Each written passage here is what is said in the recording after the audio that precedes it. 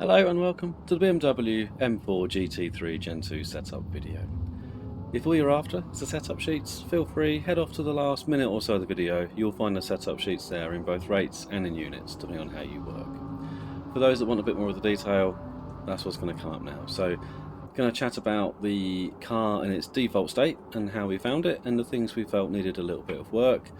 Then we'll go straight into the setup sheet and how our setup compares to the default setup. A little bit of chat about anything you might want to change for different conditions and such. Then we'll get into what's likely to be next, followed by the setup sheets at the very end. So, without further ado, let's get into the car in its default state.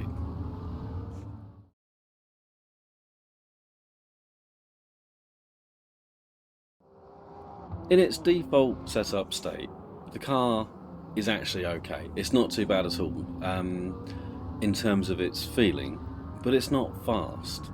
It also is very hard on its front tyres, and it's got that instability at the rear of the car as you're trailing into the corner on the brakes. So there's a few things there that we really need to work on, but more than anything, the biggest one there was the front tyre wear, because over the course of a stint you just ended up getting slower and slower and slower and struggling more and more with the understeer that the car developed. So, and it also hurt you at the start of the stint as well, because when the tyres were cold, the understeer was particularly bad as well. So yeah, you had maybe 1 or 2 laps where everything was nice, and then it started to fall away again. So it was a bit of a project, this one, but the car responded very well to all the changes that we made to it. We have had to use some fairly extreme settings. I've tried to avoid using extreme settings, and when I say extreme, I mean extreme within the ranges that we're afforded. They're not actually necessarily that extreme in terms of what they are, yeah, but we'll get into that in more detail. But certainly the car itself was nice to work with, and I'm not normally a GT3 guy. Normally I'm the complete opposite. Normally a massive turn off for me, but I've got to say I've really quite enjoyed driving this car. It's been very nice, and one of the reasons that it was chosen is because it felt to us, but Marc mainly, so Marc raised it first. He said it just seems like this car has fallen back a bit from all of its counterparts in the class, so he thought it could do with a bit of a leg up, and we were keen to see if we could bring it up to the same speed. So a little while back I did some work on the Corvette in the GT3 Gen 2 class, and around Interlagos, funnily enough, and the time I set with the Corvette after a little bit of work with that, I've now beaten with the BMW. So we've brought it back up to spec basically with this setup. So rather than me rambling on about it, let's get into the setup now, and let's go and see how our setup differs from the default.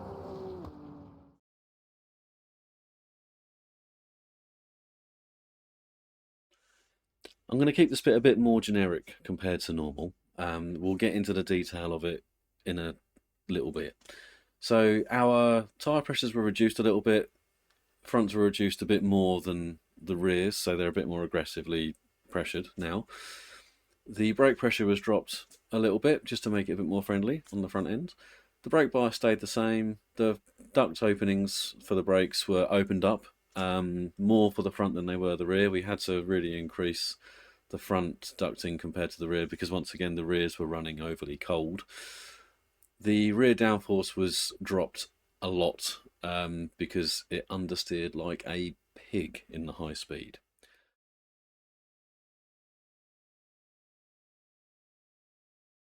The caster angle was increased just a smidge, not very much, but just a teeny tiny amount. The camber angle at the front was reduced to help out the tyre wear. The front ride height was dropped a little bit, again, to just give it a bit more extra edge on the front end, so it didn't have to work quite so hard. The spring rate was reduced on the front. The bump stops were increased a teeny tiny amount. It doesn't normally run on them, but the bump stops are there for the extreme scenarios, and they just needed to be a little bit higher. The damping was generally reduced on the front, again in an effort to help reduce the load going through the front tyres and help out front tyre wear. The rear camber was reduced a bit. The rear ride height was reduced a little bit. Once we dropped the rear downforce, we could also reduce the rear ride height a little bit, because you didn't need the same amount of ride height, because it didn't drop as much under the higher speed with the extra downforce, so you could reduce the rear ride height a little bit. The spring rate was increased, the rear bump stop was increased just a smidge, and the rear damping was generally increased as well, mainly to match the spring rate that went upwards. The steering lock dropped a little tiny bit. The toe-in angle was reduced closer to being dead ahead by 0.1 degree only, so it was a very small change again. The front roll bar was reduced. The rear toe-in angle was reduced to be more dead ahead by 0.1 degree, and the rear anti-roll bar was increased to make it a bit more edgy. So the front roll bar reduction helps again front tyre wear, and the rear anti-roll bar was to get the balance of the car where we wanted it, to make it a bit more aggressive, and also it helped even out the rear tyre wear as well, because if the rear's got more grip, then it tends to work the front harder.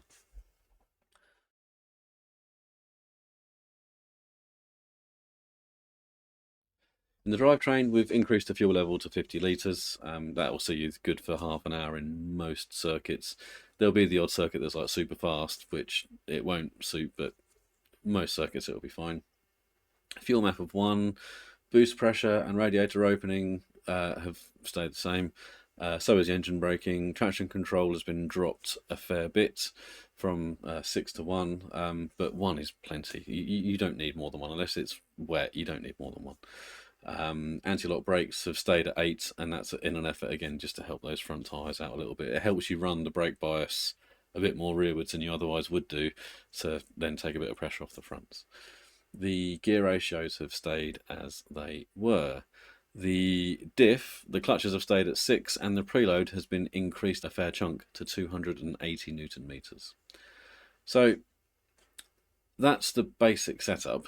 But let's get into the detail of what you may or may not want to change if you feel the need to do so.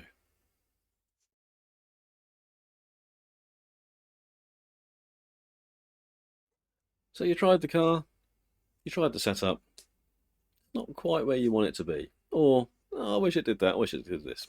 That's fine. So what are the things you're likely going to want to change? Well, if you're kind to the car, if you're smoother driving style than say I am, you might want to increase your tyre pressures a little bit. 0.05, 0.1 of a bar. I wouldn't want to go much more than that. You can increase the front a little bit more than the rear to make it a bit safer if you're finding it a bit aggressive. But just be wary that will have an impact on the front tyre wear.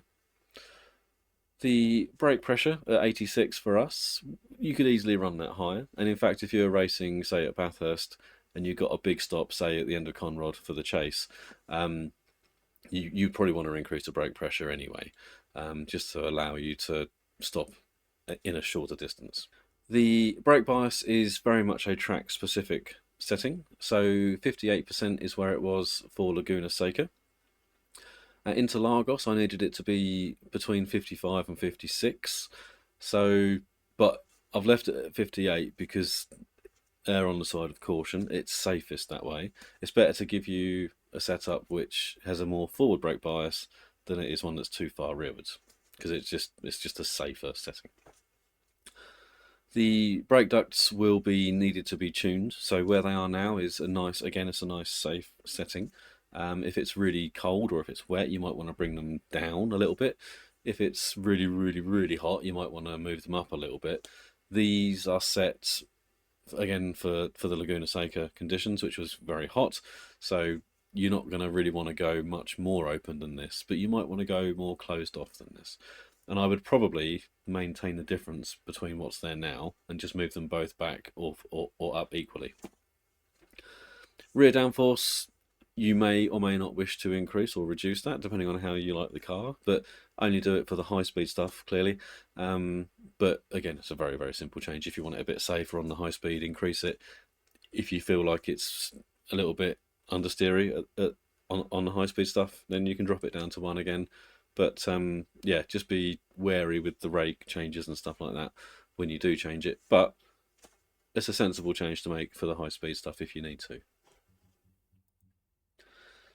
The caster angle, although we have changed it compared to the default, it's only by 0.1 of a degree, and the reason it's 0.1 of a degree is, and it's so the default 7.4 degrees, and now it's a 7.5, and the only reason it's 7.5 is because it's a nice round number, and we tested lower, we tested higher, and we settled 7.5 is nice, but it could have easily been 7.4. I don't think you'd notice much difference between 0.4 and 0.5. The camber angle, needs to be careful with that because it's, if you go more aggressive, you're going to increase the pressure on the inside edge of the front tyres, and you're going to have a higher wear rate on your front tyres. You can't really go much lower than that. If anything, really, it's a bit under cambered now, but it's done that way to try and help preserve the front tyres a little bit better. Ride height, if you got a really heavy curb use circuit, or it's an extremely bumpy circuit, you might want to increase that maybe to up to 54. Probably wouldn't want to go much more than 54 though, but 52 will cover you nicely for the majority of circuits. The spring rate, again, it's as soft as it will go now. If you go up on spring rate, you're going to increase wear on the front tyres, so just be wary of that. But if you go up on the front spring rate, it will smooth out the front end a little bit. Bump stops, they are pretty much where they need to be, really. The front damping, I mean, it's pretty low. It matches the spring rate, really. You can go up on it and it will smooth out the car, but again, it's going to hurt your front tyres. You can go down a little bit, and it might help a little bit further, but it's going to be very track specific.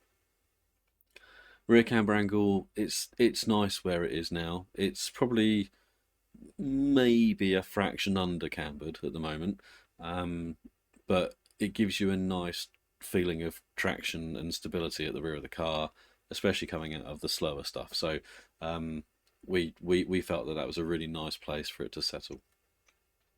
The ride height, you got a little bit of wiggle room here. It goes up to 70 mil. You can go up a little bit more if you want it a bit more aggressive, or if it's a bit too loose on the rear, you can always go down a little bit. You have options there. The spring rates, I think it's as stiff as it will go, I think, from memory. Let's have a little look. Yeah, so the spring rate's as stiff as it will go. So this is what I was saying earlier about about having extremes. So you've got the softest spring rate possible on the front, and you've got the stiffest spring rate possible on the rear. But when you look at them, they're not actually that far apart. So they're not extreme in what they are, but they are extreme in their potential ranges that the game allows. So the rear spring is fairly stiff. You can't go stiffer. I wish I could go stiffer on the rear springs, but I can't. If you want a bit more stable at the rear, you can reduce the rear springs. That's a good place to start, especially on traction, because it'll just allow the rear of the car to squat a little bit more and get you a bit more traction. The bump stops at the rear, again, probably leave them alone. They're sort of where they need to be, really. And the damping is there to match the spring. So if you change the rear spring, you probably want to change the damping accordingly. Stiffer spring, stiffer damping. Softer spring, softer damping.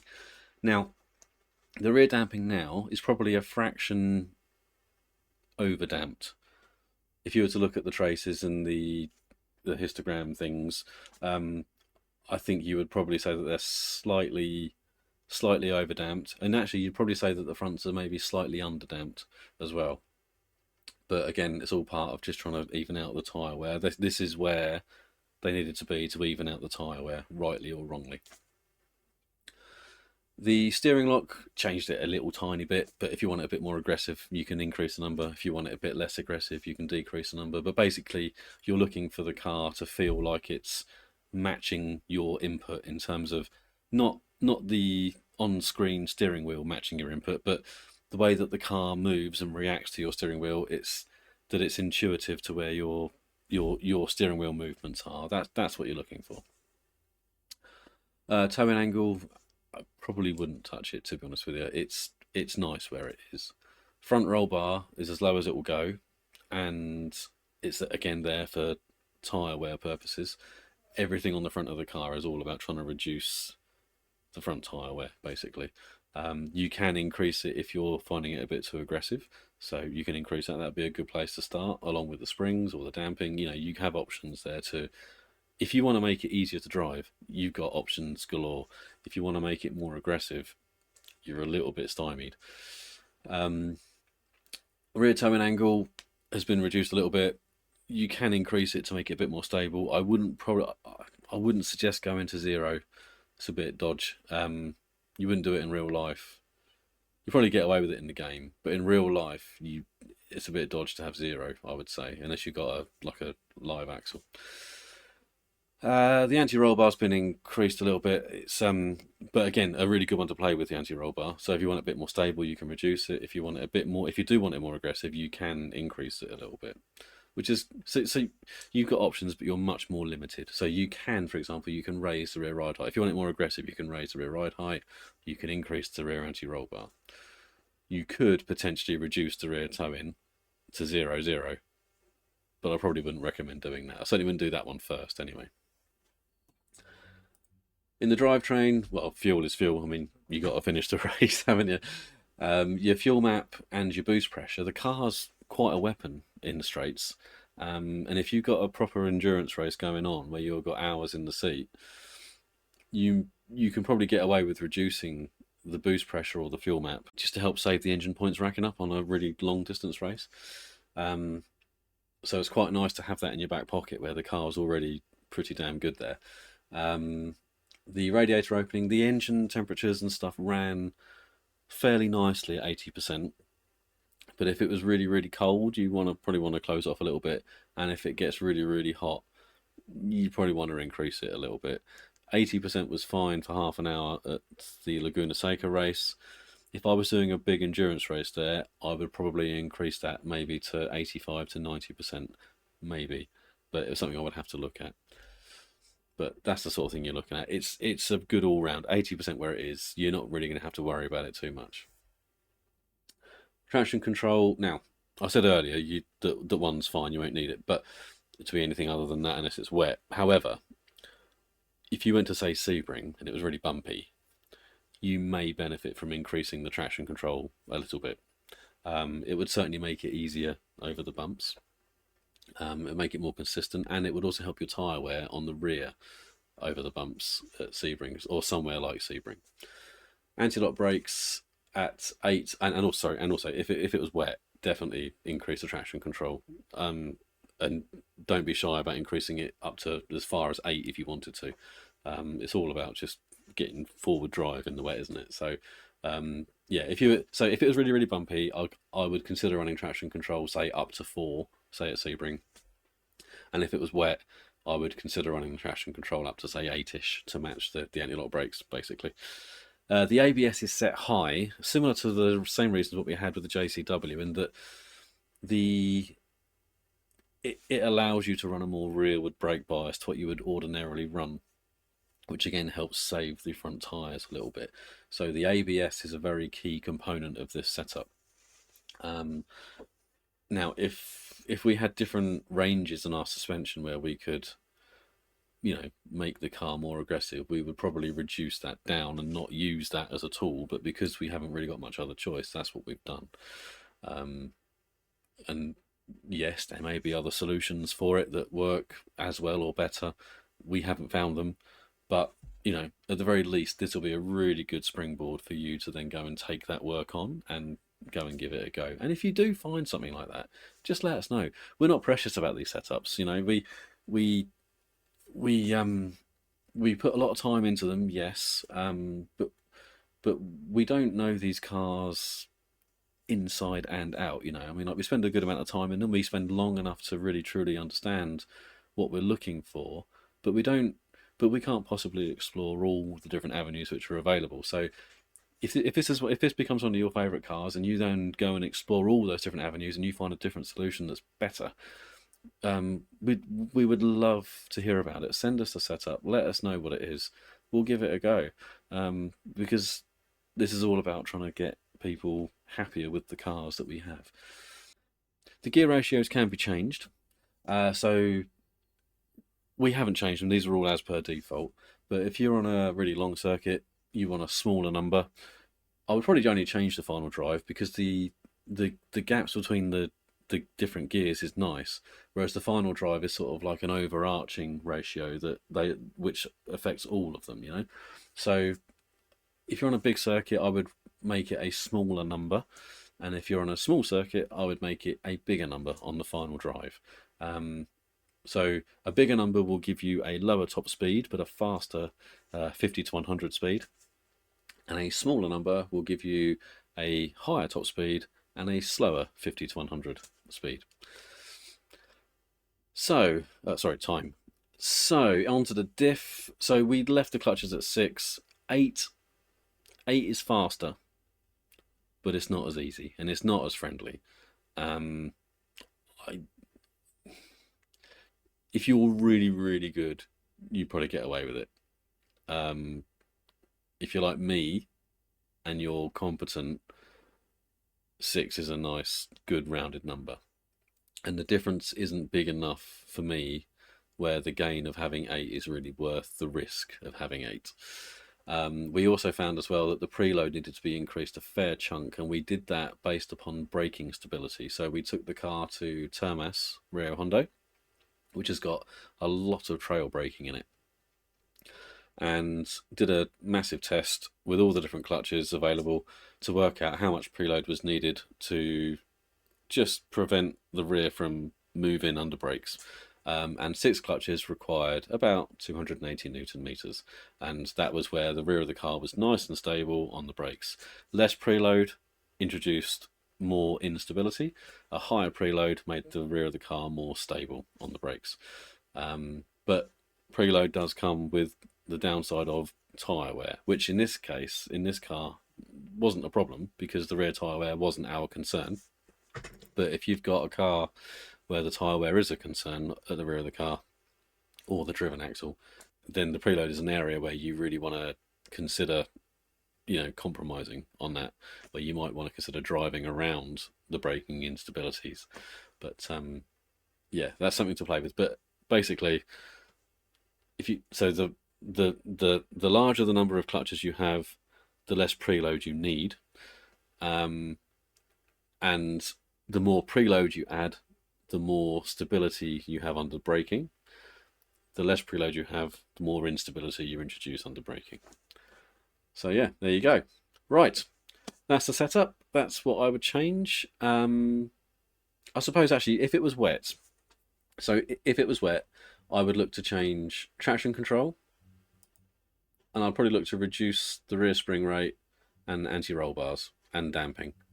But I would start off with just a traction control and see how you get on. I wouldn't really want to do much more than that, to be honest with you, because if you're going to do an endurance race, you can't afford to change the setup. So the car needs to work with, the stuff you've got available to the driver.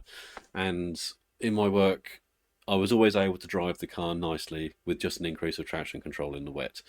I never actually felt the need to change the suspension, but if you're really struggling, you can soften the rear of the car just to help under the traction, but that's only if the traction control itself doesn't do it. So always try the traction control first. Right, so what's next?